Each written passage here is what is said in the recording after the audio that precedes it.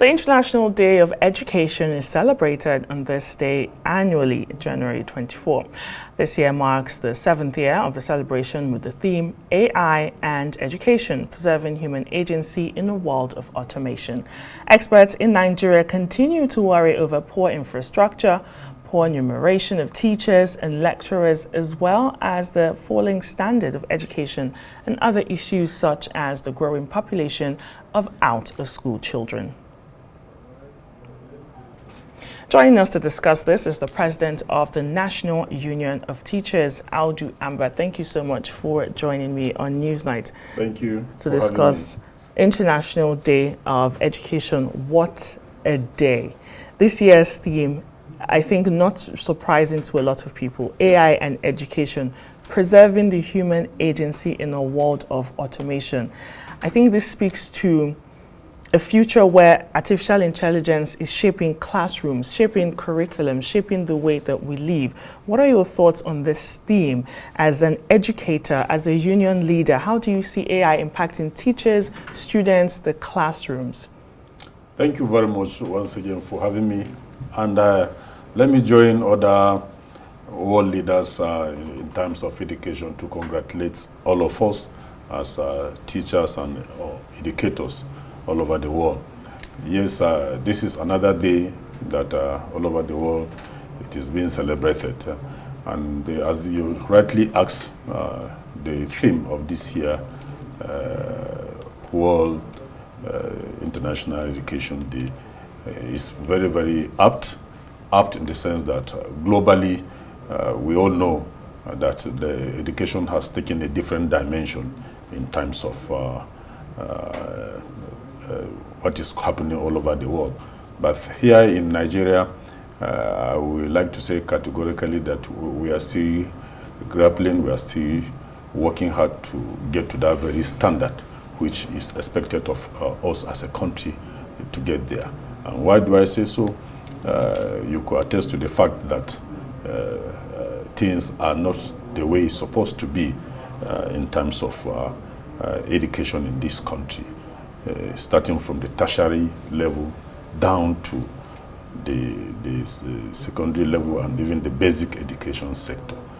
Day in, day out, there are a lot of challenges being faced by educators and even the pupils, the students, and even the teachers themselves. So with the coming of this very administration of President Bola Ahmed Tinubu, with the Renewed Hope agenda, we are beginning to see some tremendous innovation that is trying to come into the system.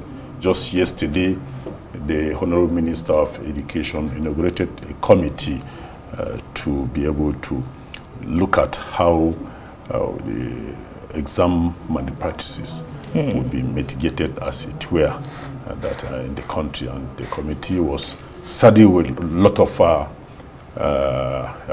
assignments, terms of reference to see how we can be able to get there.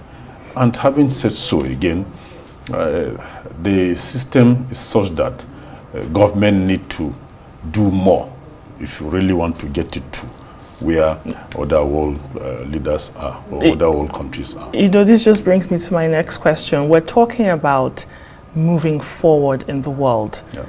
Artificial intelligence is now taking over. Yeah. And there's that worry that we may be lagging behind while other nations are moving forward.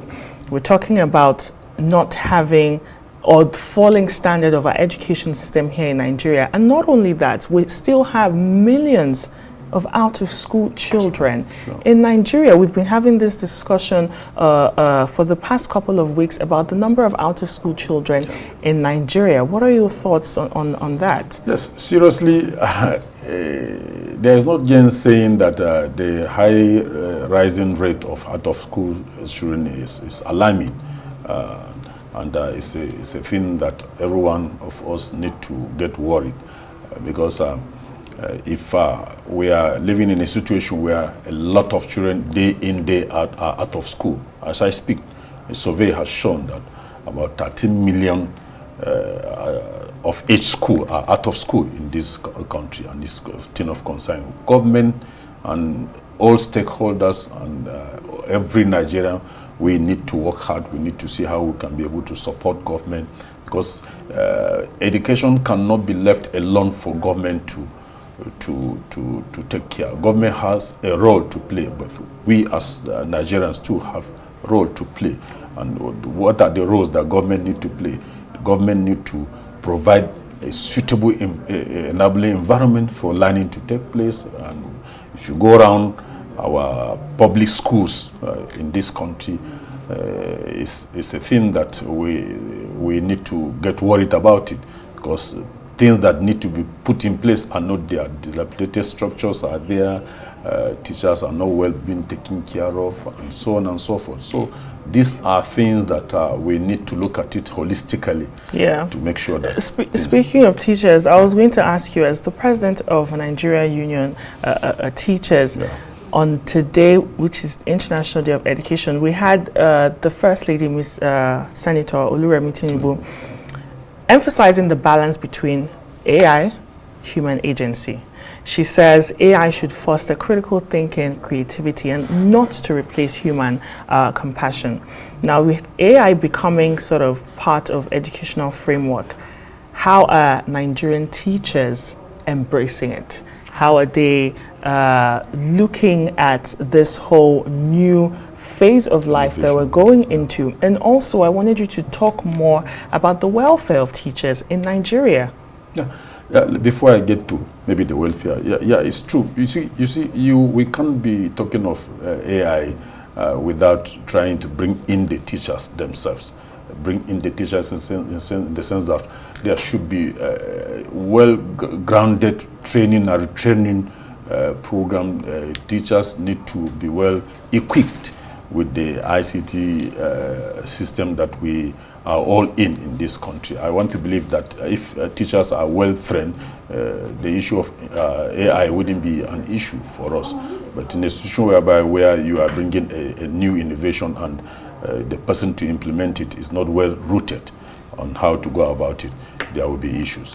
Having said so, about welfare that you did ask, ordinarily you are a Nigerian, and it's disheartening to talk about welfare in terms of teachers, be it in the basic and even secondary or tertiary institution. Here we are today that teachers only go to teach because they felt the other jobs are not available elsewhere. Somebody will tell you that he is just in this very profession just to manage buying time, believing that tomorrow it will be better and he will get out of the classroom and get something better out there. But if teachers are well encouraged, remuneration is well taken care of, nobody will be having the thinking of saying, I'm just doing this thing temporarily. You will be doing it permanently.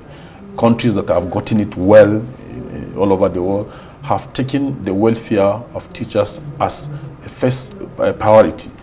Teachers also in other part of the country are well paid, well taken care of in terms of their welfare and so on and so forth. So they will be able to put in their best.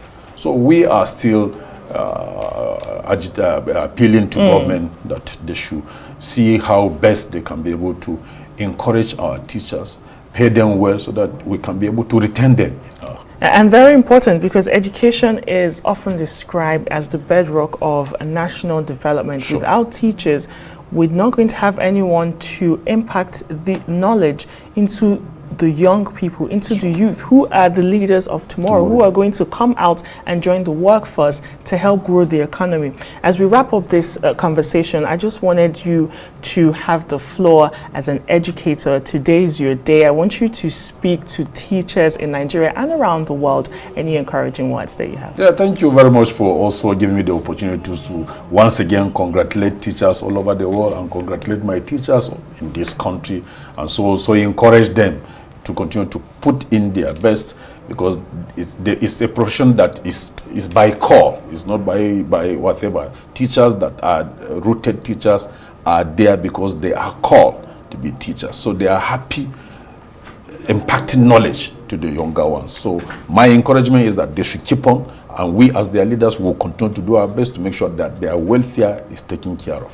Thank you so much, Amba, who's the president of the Nigerian Union Teachers NUT.